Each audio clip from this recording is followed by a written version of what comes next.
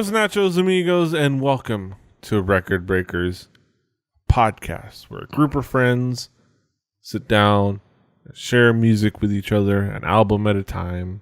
It's like a little book club for music, where we all sit down and discuss and talk about music and hang out and be with each other like friends. I'm Petey Rave, your man window plan. Here with me is my team, my squad, my crew. We've got Brett. I buy a couple cars when I'm in the mood. I hire somebody to chew my food. I'm an upwardly mobile dude. This is the life. We've got Drew. Squad. Goals. Gang, gang. Gang, gang. And we've got Patrick. Hi. Gang, gang. We are here to talk about music. We're talking about an album. The provider of the album, the person sharing with the crew, providing something for the enjoyment of the Midnight Society, submitted for the approval of the Midnight Society. We've got Drew. What do you got for us, Drew? Well, the band I'm bringing is a band from San Diego. They're a band that I found sort of haphazardly in a way, and well after I probably should have. A band that has a lot of elements that I very much enjoy, all smashed together into some beautiful music. It's a band, Rocket from the Crypt. I decided to bring their album Scream, Dracula, Scream. Blah. Blow. Yes. May the spirit of Wesley Willis bless us all. Rocket over London. Rocket on... Yeah. Yes. Brett, what were your expectations coming into this album? I couldn't even pick the decade that this album was from. Even after listening to the first couple of songs, I couldn't tell you what decade this was from either. But no, I had no idea what I was getting into. I was, knee deep in a Jethro Tull hole. But, it was, I had no clue. I could have made an assumption there would be horns, but boy, I did not know they would be this kind of horn. Yeah. Patrick, what were your expectations coming into this album? I knew Rocket from the Crypt was tangentially related to Hot Snakes that we listened to a few months back, so I thought there might be some similarities. There really were less than I would have thought. Yes. And so more or less coming in blind. Mm-hmm. Yeah, I it's a name that I've heard bantied about, but not necessarily listened to an album of. I did trying to figure out where we'll talk about it in the songs where I heard a song before. I know I have Rocket from the Crypt songs in my iTunes library, but I have a lot of music in my iTunes library. So, Drew, how would you describe this album musically? What would be the themes and elements?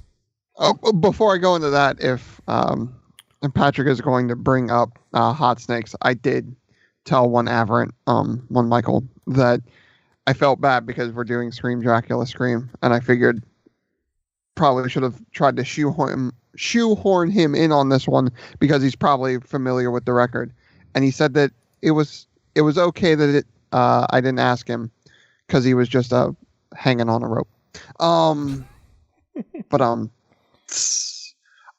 no, the Rocket from the Crypt, like I sort of let in with, and Brett said, is a band with some horns, but not the horns I usually bring. It's a band that is very much more in the, yes, they're not those ones either, actually. Is it too much metal for one hand? No. Yeah. God, No we're a bunch fox of ears. dumb motherfuckers. Word. Not the fox ears But- either. Yeah. Supplay me. No. But one of the songs on this record, which I'll go into later, a friend of mine from high school posted just the video online, and then he was diving back into this music and trying to figure out a way to arrange it for the high school band that he was teaching so that they could play it during football games. How you doing, Will? But so I decided to listen to it, and it automatically hooked me.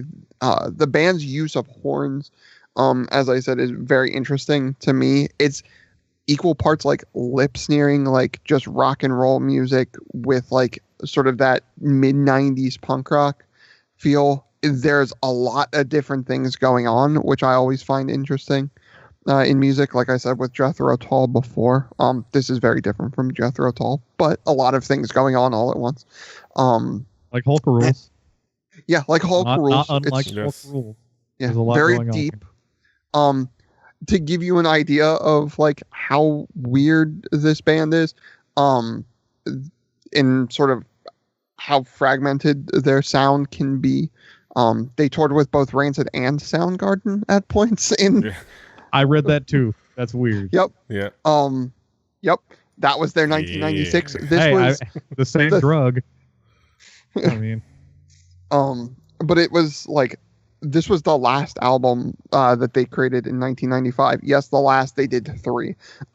So they're relentless workers and like have a lot of fun doing it.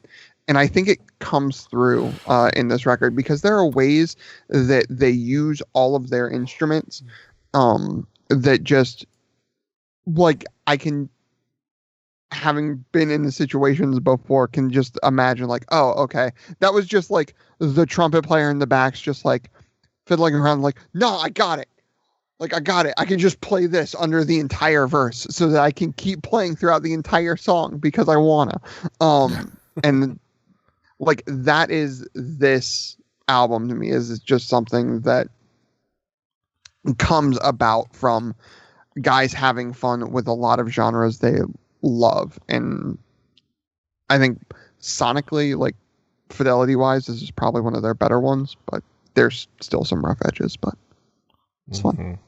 Also, side note, in Olympic and amateur wrestling, there exists a move called Souplex,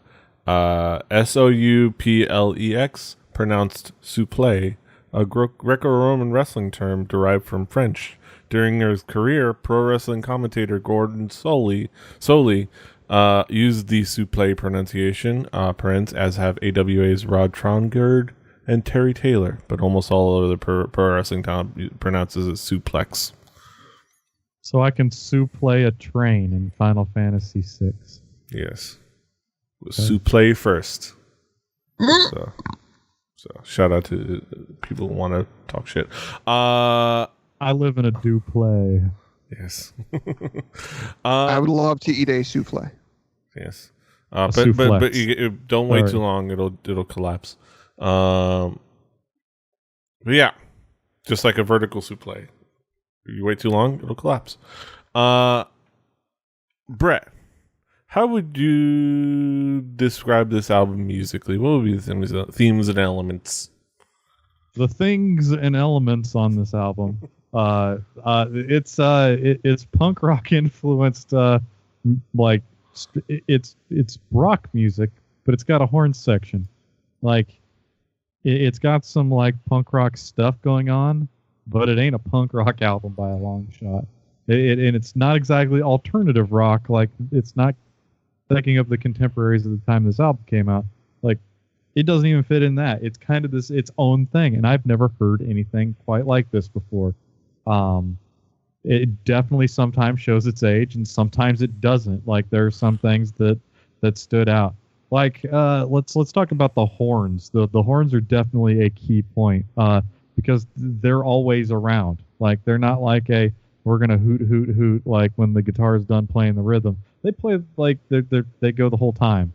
Like there's some horns being played, and like it's a genre and sound of music where you don't normally hear horns playing. In it definitely caught me off guard there.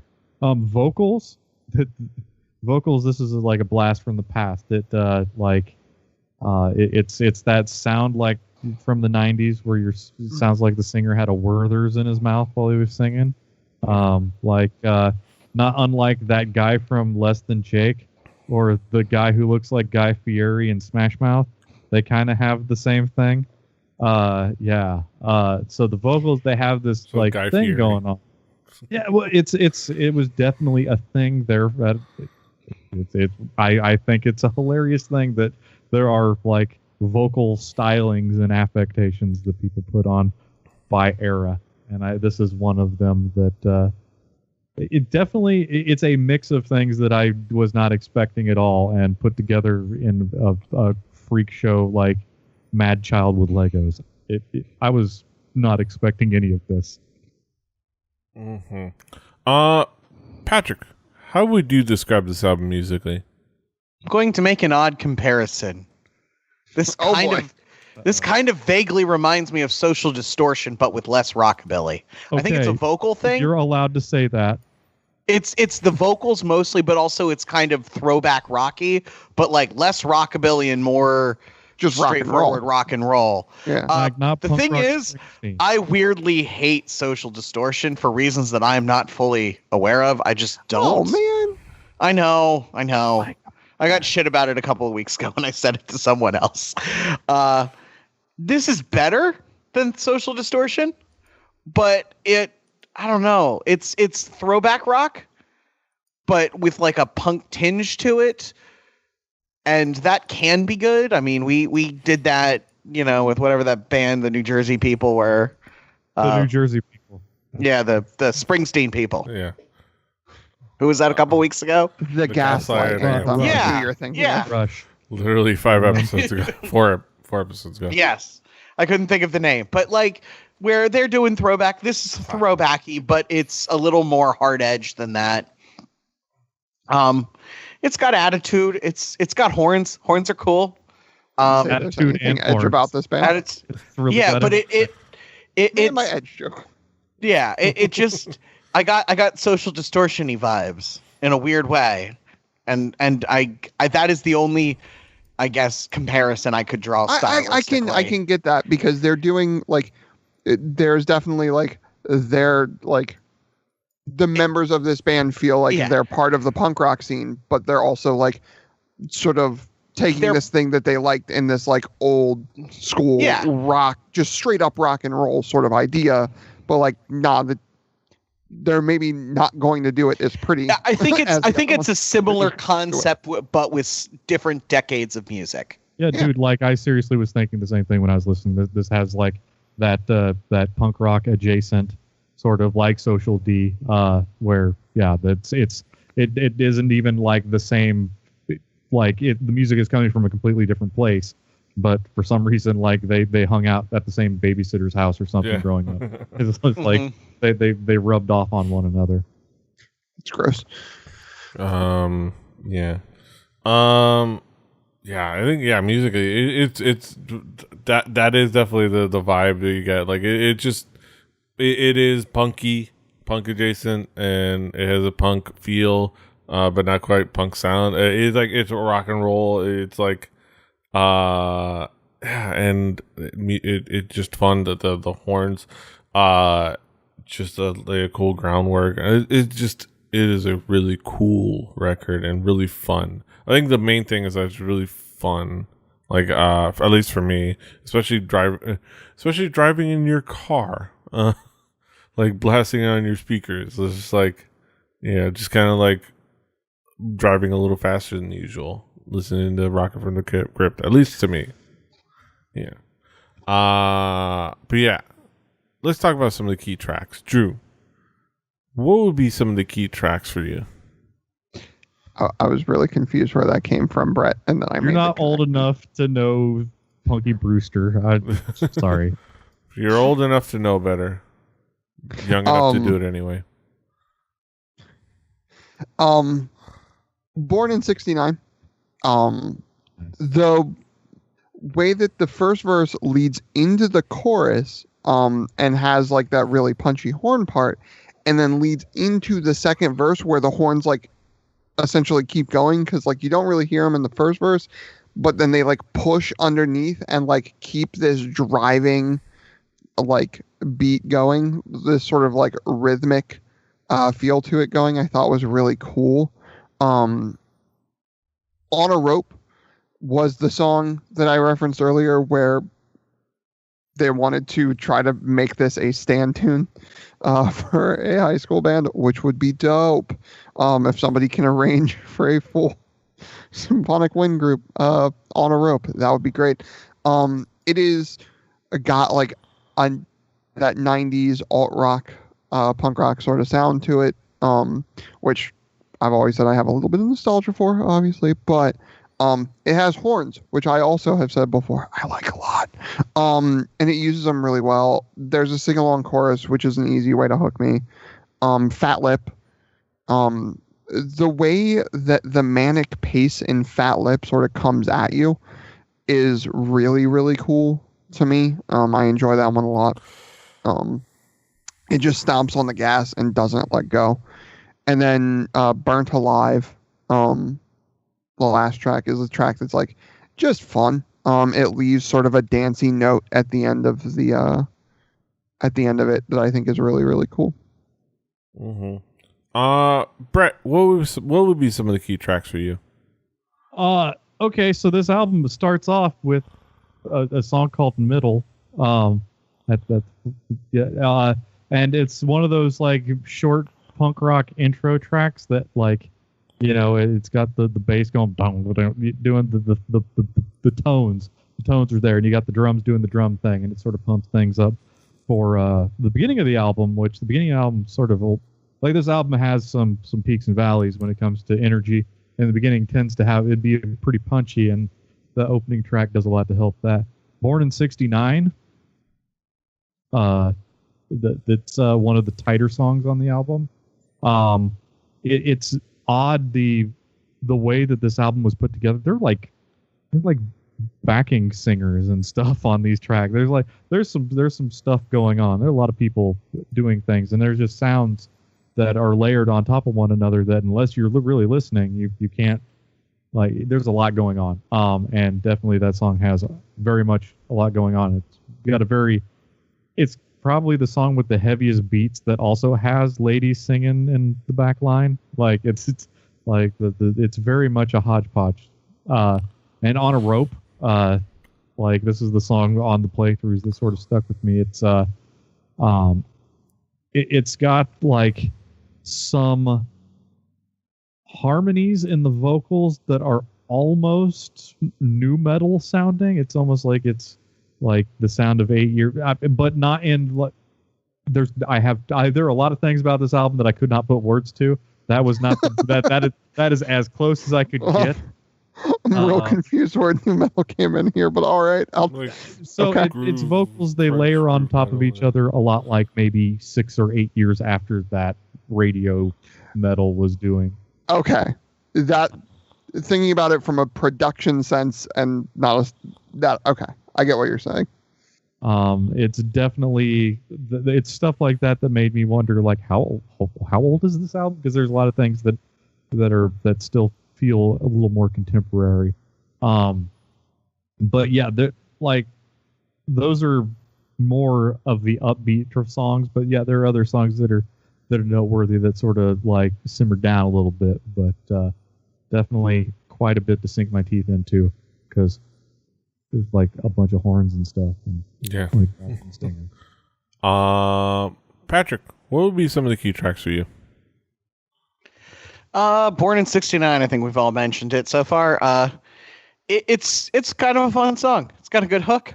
I almost feel like it's overproduced. There's too many instruments doing too many things. Maybe it's like a little dense, but it's still kind of fun. And then On a Rope, which is it's kind of cool. It's got a good chorus. The vocals are kind of good. And sort of the way the song sort of breaks down near the end's pretty good. It sort of half times and then kind of gets back to what it's doing. I do want to hear a marching band play this. I'm cool with this, or just a band in general. The key, Drew, is Barry Sax's Your Bass. It just works. I saw a band over the weekend at South by where it was like country, like hard rocky country stuff. No bass player, just a Barry Sax, and it was awesome. But was it both types of music? Country and it was more like like blues rock country than anything. It was, I don't know. Yeah, for Western music, you bust out the sousaphone. Yeah. Western, you need the sousaphone. Oh my God. Love to see Dolly Parton with just a giant sousaphone behind her for no Just reason. Tuba Gooding Jr. from the Roots, like hanging out, doing his thing. But those two songs were kind of the two that jumped out. Like, I feel like the album starts strong for me. Like, there's a couple of good songs, and then it kind of just trails off into me being less and less interested. Yeah, I think "On a Rope" is a song that I kept thinking, like, where have I heard this song before? I'm pretty sure I've like listened to that song like on a few occasions on something. I just don't agree. remember where. Yeah, it's like Oh, it's familiar in some way, like that hook. And it's a really cool song. It's fun. But yeah, let's bring it back around the horn. Talk about some conclusive thoughts. Horns. Bring it back around the horns. Talking about some conclusive thoughts. Brett, what would be your conclusion on this album as a whole? I mean, this album wasn't a chore to listen to. There was so much going on that like I kept being able to find new things. Yes, it's quite a bit of it is a wall of sound at times. It's not really my thing. I mean, it's close to things that I'm into, but like it's I don't know if it's really got its hooks into me. But like I might have to marinate on this for a little while because like the more I listened to it, the more I was like, hey, not really heard a lot of people do that before. So I might have to give it a little more of a try, but it definitely was not painful. Mm-hmm. Patrick, what are your conclusions on this album as a whole? This is one of those ones where like it wasn't my thing, but I don't think it was necessarily bad. It just didn't do it for me personally. Like there's stuff going on here that's good. I totally understand why people enjoy them. There's things to be enjoyed. It's just, I don't know. I sometimes don't like things that other people like. And I think that was the case for me. It had some good stuff, but it wasn't a strong one for me. I think it was an overall really just good, fun album and good energy. And, like I said, good to just like blast on your headphones or blast in the car while you're driving. I think but at the same time having some really cool stuff to kind of like discover and peel apart. Like the guy said, I always enjoy something like that, and it definitely did it for me. And it's hopefully it'll be part of. It probably is a reason why I've heard On Rope. It's probably on a playlist or something, or on one of my daily mixes on Spotify or something. And I guess that's probably a little telling as to why this was a fun record to me and why I enjoyed it so much. Just because a lot of things and a lot of elements just kind of like work for me. And just being a fun, even if it's not strictly punk adjacent, nice rock record. It was really cool. But yeah, Drew, your conclusion on the album as a whole.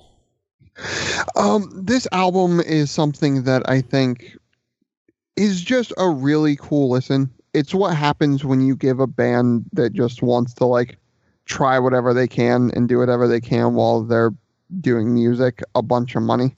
Like this is their first record on Interscope and this is what they got. It's their third album in 1995 that they created, and they're just like, yeah, they bring in like weird backing vocalists and they bring in all sorts of weird stuff because they're trying shit, and it's something that like ends up being really cool and really fun in my opinion. I mean, this made it onto what is it, like Rolling Stone or something did the like 1001 albums you need to hear before you die, or someone did a book that was published somewhere. And this is one of them.